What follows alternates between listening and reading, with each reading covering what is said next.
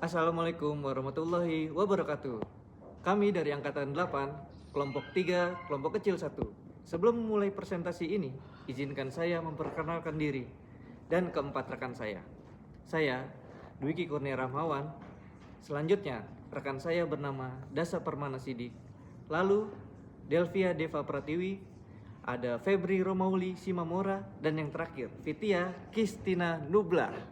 Pada kesempatan kali ini, kami akan membahas terkait dengan Astacita yang mana Presiden Republik Indonesia Bapak Prabowo Subianto dan Wakil Presiden Republik Indonesia Bapak Gibran Rakabuming Raka mengusung visi bersama Indonesia Maju menuju Indonesia Emas 2045. Visi tersebut akan diwujudkan dengan 8 misi yang disebut Astacita.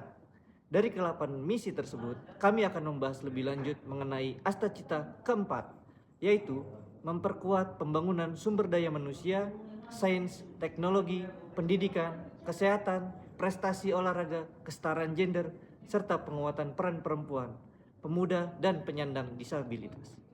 Adapun isu yang kita ambil terkait pendidikan di Indonesia. Pendidikan merupakan faktor penting dalam meningkatkan kualitas sumber daya manusia di Indonesia. Dalam Astacita, khususnya poin keempat, pemerintah menekankan pentingnya pembangunan manusia melalui pendidikan yang berkualitas dan merata. Namun, hingga saat ini masih terdapat beberapa permasalahan dalam bidang pendidikan, seperti kesenjangan akses pendidikan antara daerah kota dan desa, kualitas tenaga pendidik yang belum merata, serta keterbatasan sarana dan prasarana. Selain itu, perkembangan teknologi juga menuntut sistem pendidikan untuk terus beradaptasi agar menghasilkan generasi yang siap menghadapi tantangan global. Oleh karena itu, diperlukan upaya bersama dari pemerintah, masyarakat, dan seluruh pihak terkait untuk meningkatkan kualitas pendidikan di Indonesia. Sebagai ASN, CPNS diharapkan mampu memahami dan mendukung kebijakan tersebut melalui peran dan kontribusi nyata dalam pelaksanaan tugas. Selanjutnya pembahasan terkait isu kontemporer. Yang pertama, kesenjangan kualitas pendidikan, di mana masih terjadi ketimpangan di wilayah perkotaan dan daerah terpencil, dimulai dari perbedaan akses guru, fasilitas, dan teknologi menyebabkan kualitas lulusan tidak merata, sehingga berdampak pada kesenjangan kualitas SDM nasional. Yang kedua, disrupsi teknologi dan otomatisasi. Seiring perkembangan teknologi seperti AI dan otomatisasi mengubah banyak jenis pekerjaan. Tentunya hal ini menuntut SDM untuk cepat beradaptasi. Namun masih banyak tenaga kerja yang belum memiliki keterampilan digital yang memadai. Yang ketiga ada brain drain, di mana masih banyak tenaga kerja dan talenta unggul Indonesia yang memilih bekerja di luar negeri karena peluang dan fasilitas yang lebih baik. Kondisi ini menyebabkan berkurangnya SDM berkualitas di dalam negeri. Yang keempat, rendahnya kesadaran gaya hidup sehat. Masih rendahnya kesadaran masyarakat terhadap pola hidup sehat seperti olahraga, pola makan, dan pemeriksaan kesehatan rutin yang nantinya berdampak pada produktivitas SDM. Berdasarkan hasil analisis USG terhadap isu-isu kontemporer di atas, kita dapat melihat bahwa hasil pemetaan menunjukkan kesenjangan kualitas pendidikan menempati peringkat pertama dengan nilai maksimal pada seluruh dimensi. Artinya, isu ini menjadi yang paling prioritas untuk segera ditangani. Hal ini mengidentifikasikan bahwa kesenjangan kualitas pendidikan bersifat sangat mendesak karena memiliki dampak yang serius terhadap pembangunan sumber daya manusia. Selain itu, isu ini juga berpotensi terus berkembang dan meluas apabila tidak segera kita intervensi. Jika kita lihat lebih jauh, kesenjangan ini dapat berdampak pada ketimpangan kompetensi antar individu, keterbatasan akses pendidikan yang berkualitas, serta menurunnya daya saing generasi yang akan mendatang. Hal ini didasarkan pada tingkat urgensi, keseriusan dampak, serta potensi perkembangannya yang paling tinggi dibandingkan isu-isu lainnya. Selanjutnya ada analisis fishbone atau diagram tulang ikan. Merupakan metode untuk identifikasi dan menganalisis penyebab utama dari suatu masalah. Disebut tulang ikan karena bentuk diagramnya menyerupai kerangka ikan. Kepala sebagai masalah utama dan tulang-tulang sebagai penyebab. Kami membaginya ke dalam beberapa faktor utama, yaitu man, method, mesin, material, money, dan environment. Pertama, dari aspek man atau sumber daya manusia.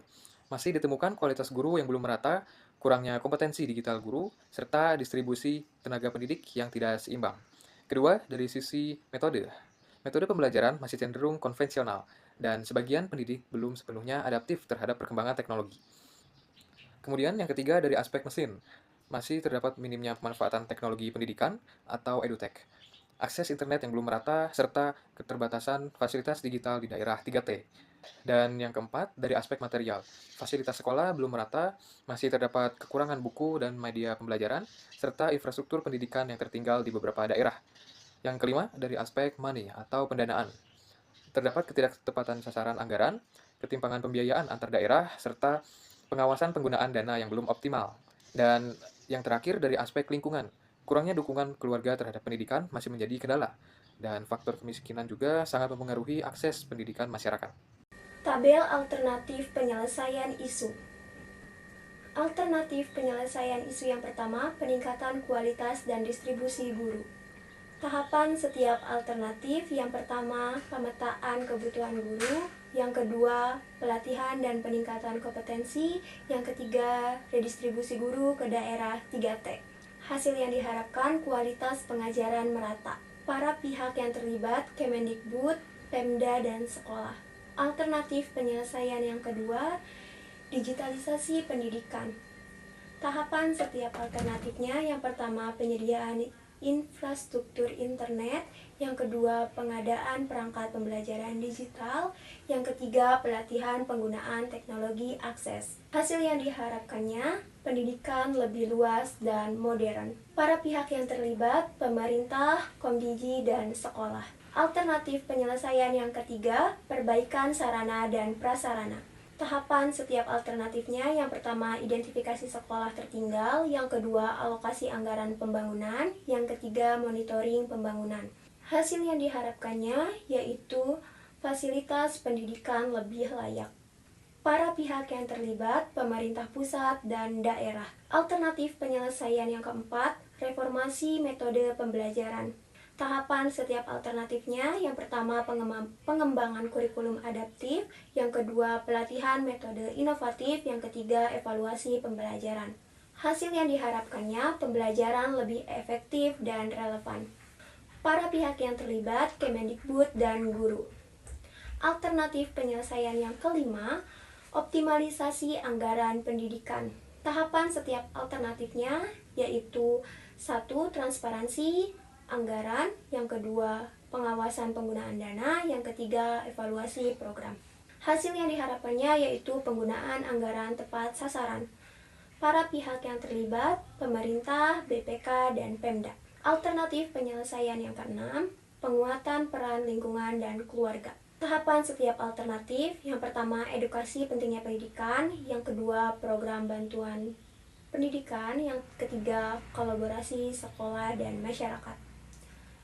Hasil yang diharapkannya, partisipasi pendidikan meningkat. Pihak yang terlibat yaitu orang tua, masyarakat, dan sekolah. Kesimpulannya, kesenjangan pendidikan antara kota dan desa bukan hanya persoalan anggaran, tetapi juga persoalan keadilan dalam distribusi kesempatan. Setiap anak seharusnya memiliki hak pendidikan yang sama tanpa dipengaruhi oleh lokasinya. Di era 2026 ini, teknologi seharusnya dapat menjadi sarana untuk menjembatani kesenjangan tersebut, bukan justru memperlebar jarak. Namun, hal ini perlu didukung oleh kebijakan yang tepat.